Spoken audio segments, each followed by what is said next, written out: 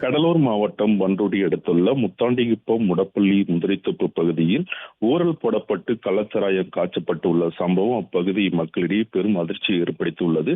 தகவலின் அடிப்படையில் முடப்பள்ளி முந்திரித்தோப்பு பகுதியில் போலீசார் தீவிர சோதனை ஈடுபட்டுள்ளனர். அப்பொழுது சுப்பிரமணியன் என்பவர் முந்திரித்தோப்பில் ஊரல் போட்டு கள்ளச்சாராயம் காய்ச்சி விற்பனைக்கு அனுப்பி வைத்து கண்டுபிடிக்கப்பட்டது.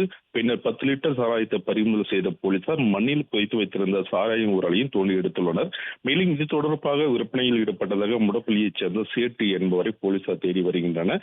மேலும் கள்ளச்சாராயம் ஊரலுக்கு பயன்படுத்தப்பட்ட பிளாஸ்டிக் பேரல்கள், மண்பானைகள் மற்றும் இருசக்கர வாகனங்கள் போலீசார் தற்போது பறிமுதல் செய்து விசாரணை மேற்கொண்டு வருகின்றனர். சமீப காலமாக பல்வேறு பகுதிகளில் கள்ளச்சாராயம் காய்ச்சப்பட்டு வரும் நிலையில் அதிகரித்துள்ளது. கடந்த சில மாதங்களுக்கு முன்பு கள்ளக்குறிச்சி உள்ள கள்ளச்சாராயம் அருந்தியவர்கள் 60க்கும் மேற்பட்டவர்கள் உயிரிழந்த சம்பவம் தமிழகத்தில் பெரும் அதிர்ச்சிக்குள்ளானது.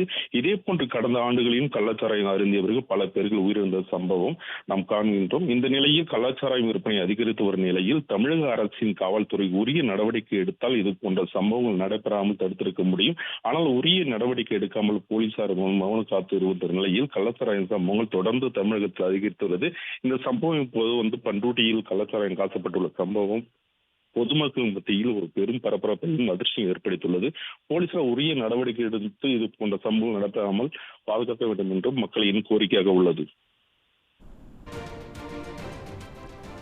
கூடுதல் விவரங்களை வழங்கியமைக்கு நன்றி தாமரைக்கண்ணன்.